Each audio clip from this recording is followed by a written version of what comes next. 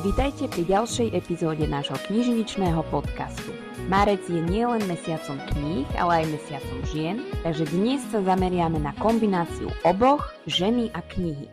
Budeme sa rozprávať o tom, čo knihy znamenajú pre nás, ako nás inšpirujú a aké príbehy nám najviac zostávajú v srdci. Ako vždy, mojím hosťom je Majka Regecová, ambasádorka našej knižnice. Vítaj, Majka.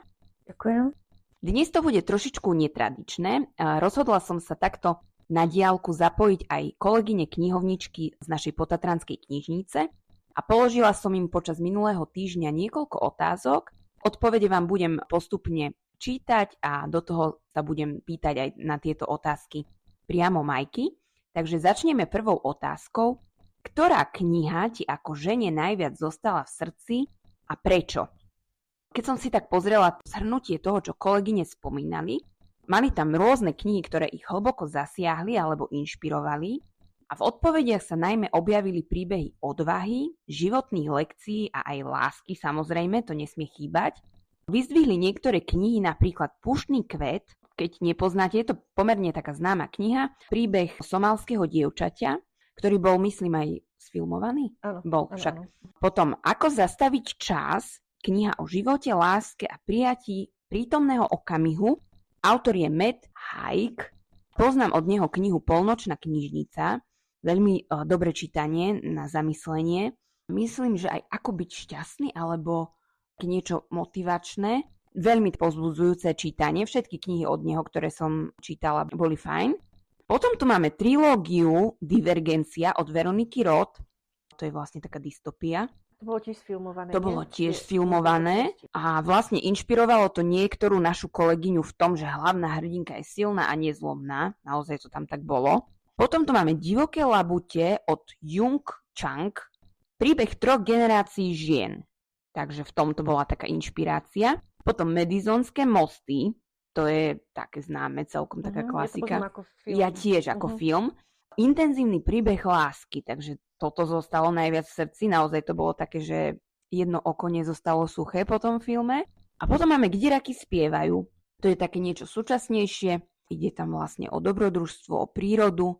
To som videla ako film a to bolo krásne. To bolo veľmi dobré, aspoň mi sa to veľmi páčilo. Jedna kolegynka napísala, prečítam citát, kniha, ktorá mi najviac zostala v srdci je Puštný kvet od Waris Dirie. Páči sa mi tento silný a dojímavý príbeh o odvahe somalského dievčaťa, ktoré sa vďaka svojej vytrvalosti stalo svetoznámou modelkou a bojovníčkou za ľudské práva. Takže rôzne veci nás inšpirujú. Majka, čo si o tom myslíš ty? Ktorá kniha ti najviac zostala v srdci a prečo? Myslím, že to nemám tak akože jednu knihu, ale keď si to tak vezmem, že žena ako matke, tak to som už párkrát spomínala, že to je denník špatné matky, neviem ako to bude po slovensky, zlej matky od Stefanie Kalmovej.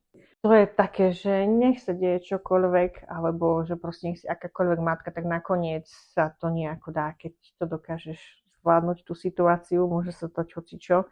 Nie všetky sme len skvelé matky, ale môžeme byť aj zle.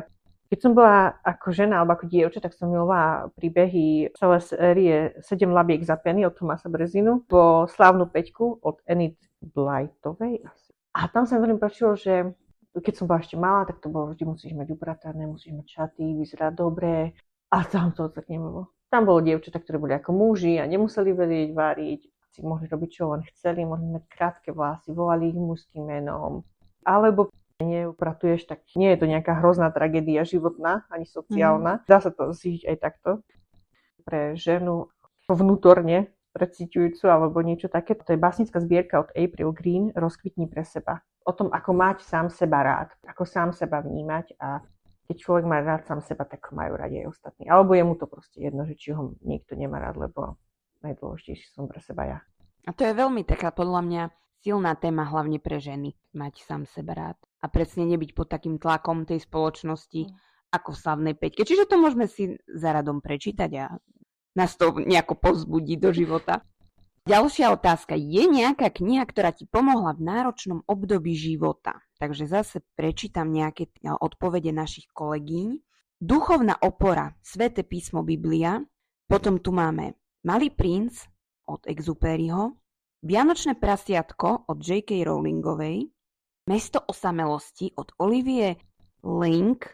Šlabikár šťastia od Petra Baričáka. A potom tu máme ešte citát od kolegynky. V náročnom období mi už viackrát pomohla kniha Malý princ od Antoine de Saint-Exupéryho. Za každým, keď ju čítam, objavím v nej niečo nové, niečo, čo mi dá odpovede na moje trápenia. Majka, aká tebe kniha pomohla v náročnom období alebo knihy? Ja som klasický knihomol. Mne pomáha čítanie ako také. Keď čítam, cítim sa proste lepšie. Keď mám nejakú náročnú chvíľu, tak sa snažím si dať takú pauzu a aspoň 2-3 strany. Keď sa odpútam od toho, čo sa vlastne deje, tak je to taký odstup, sa vytvorí, lebo keď čítaš, dostane sa do iného sveta, nie? Alebo do inej myšlienky, iného prostredia, tak sa dokážem potom tak pozrieť ako keby z boku na ten problém. No, niekedy tak zmysluplne myšlienky odkloniť je super. A pri tej knihe je to naozaj také najlepšie. Jedna z najlepších ciest. Keby si bola literárna postava, v akom žánri by si chcela žiť a prečo? Kolegyne inklinovali k rôznym žánrom. Máme tu samozrejme na prvom mieste romantický alebo historický román. Zažiť lásku a pôvab minulých čias by chceli kolegyne. Potom máme fantasy, dobrodružstvo a stretávanie magických bytostí. Moderný alebo súčasný román, hľadanie dobrodružstva a zápletky. Kolegynka jedna napísala, keby som mohla, rada by som sa ocitla v každom príbehu, ktorý čítam, či už detektívka, historický román, rozprávka alebo dobrý fantasy príbeh. Ale keby som si mala vybrať len jednu, tak určite magický svet Harryho Pottera od J.K. Rowling. Majka, ty do ktorého literárneho žánru by si sa rada na chvíľu preniesla? Uvažovala som nad tým, ale chcela by som ísť ako keby do 2 konkrétnych svetov. A jeden z nich je vlastne fantastická literatúra, ale to by som chcela ísť do Alice v krajine zázrakov od Lewisa Carrolla, lebo tam je možné vlastne všetko. Padáš dierou a letí okolo vedľa teba klavír, alebo ja neviem, svet je opačne a kvety majú tvár a nikdy sa ti vlastne nič nestane. Premalujú sa, hej, nemajú byť biele kvety, tak sa malujú farbou na červeno. Aký nápadne. Takže to je také úplne, že nonsens, môcť zažiť všetko. A tá druhá vec je, by som chcela byť vo svete Richarda Osmana. Prvá kniha to je Štvrtkový klub detektívov a potom že ďalšie tej časti, lebo máš 70, 80 a tí ľudia proste vyšetrujú, majú v páži, aj keď ich zájme niekto, tak čo sa im môže stať, keď majú toľko rokov, hej? Už oveľa neprichádzajú. Takže berú to tak veľmi športovo, tak je to aj zaujímavé, aj vtipné. Vidíš, to som ešte nečítala, ten Štvrtkový klub detektívov, ale celkom to u nás na pobočke Spišskej Sobote fičí, tieto knihy. To má už viacej častí však. Neviem, či 4 alebo 5. A dokonca má od minulého roka má aj novú knižnú sériu Richard Osman, ale riešime vraždy? Možno som to nie som si úplne istá. A od včera viem, že Štvrtkový klub detektívov je prvá časť, teda myslím si, že prvá časť je filmovaná. To ako seriál alebo ako film? Ja som to pochopila, že ako film jeden. Dobre, ale najprv si prečítajte. Máme v knižnici knihy. Však potom Netflix. Máš pocit, že ženy v knihách často hľadajú same seba alebo svoj príbeh? Kolegyne odpovedali, že záleží od typu čitateľky. Niektoré ženy sa hľadajú v príbehoch, iné sa nechajú inšpirovať alebo hľadajú spojenie s hlavnými hrdinkami. Kolegynka jedna napísala, myslím, že záleží od typu čitateľky a jej čitateľských potrieb.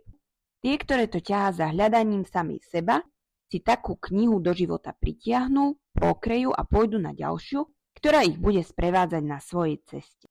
Majka, čo si myslíš ty? Hľadáme ženy v knihách častokrát same seba?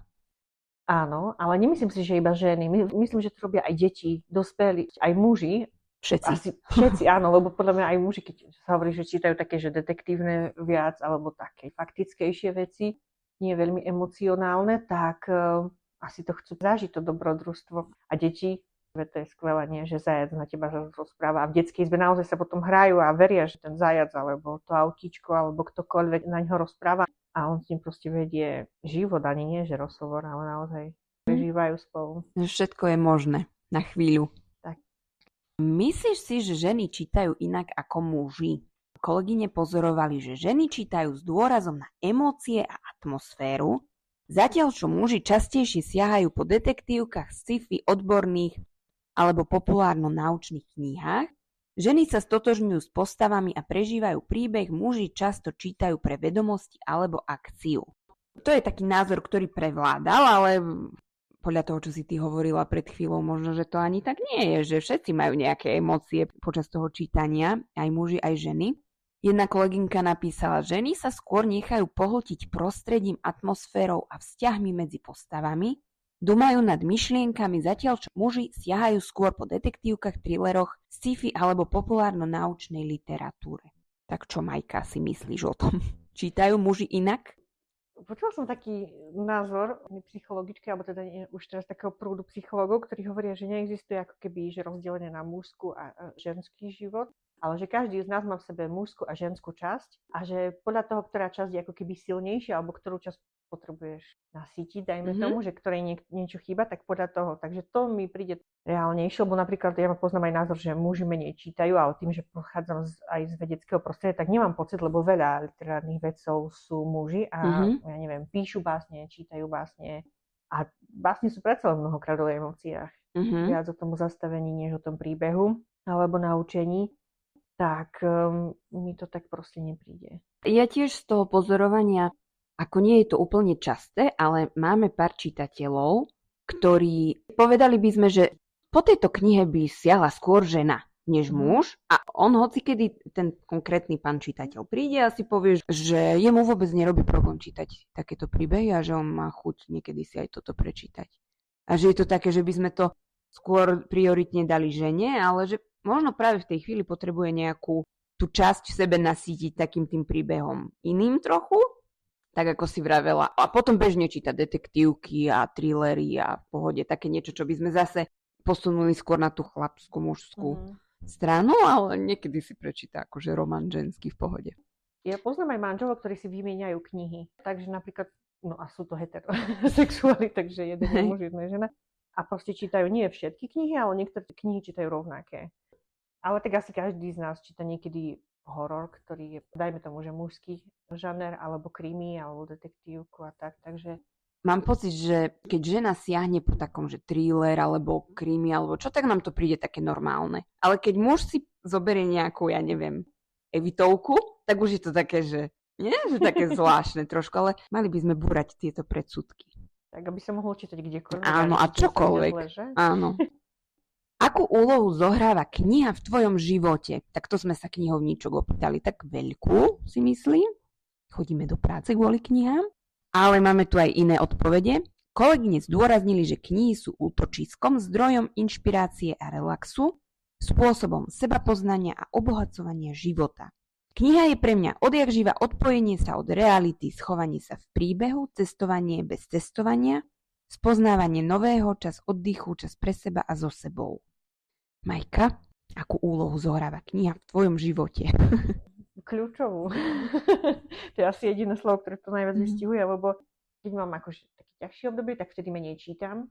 Ak sa zabudnem, asi to akože neuvedomím a potom je to ešte horšie. Takže naozaj tá kniha je pre mňa niečo ako droga alebo taký doping, ktorú potrebujem.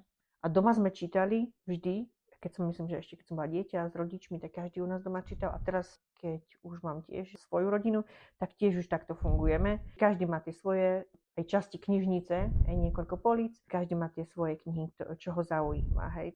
Knihy sú s nami úplne všade, v každej jednej miestnosti. Majka, teraz skúsime možno, že mimo knižne. Na záver, ako si strávila mesiac marec ako oslavu žien a ako si strávila mesiac marec ako milovnička kníh. Niečo, s čím si sa vedela podeliť s nami. Uvažovala som nad tým, ale asi pre mňa nejaké špeciálne miesto, bohužiaľ. Je to také zásadné až. Tak. Takže, no ten deň žien je taký, že bola som pri rodičoch v rodnom meste a tam, tým, že poznám veľa ľudí, tak som dostala veľa kvetov, hej. No, to bolo také milé, že som toho dostala naozaj veľa. Je to také, ako keby som mala narodeniny, alebo čo, ako keby mali všetky ženy proste zrazu narodeniny. Ale myslím, že marec ma čitateľsky neovplyvňuje, že čítam menej alebo viac ako v iných častiach roka. To asi ma nejako nezasiahlo v tejto chvíli. Áno, a ty sa z tej knihy raduješ počas celého roka, to je vlastne aj tvoj deň žien. Vždy, keď si zoberieš knihu, nie? Potrebujem napísať recenziu a potrebujem aj chcem, je to také dva v jednom. Aj tuto pre vás pre knižnicu, takže vždycky čítam niečo, čo by sa mohlo páčiť aj vám. Tiež prispievam do Samagorských novín, takže čítam niečo, čo by som mohla poslať tam a plus synovi na dobrú noc a ešte čo ma baví, takže vždy mám rozčítaných niekoľko kníh. Ja ti ďakujem za tento rozhovor. Opäť raz ďakujeme aj vám, že ste s nami strávili tento čas pri našom knižničnom podcaste.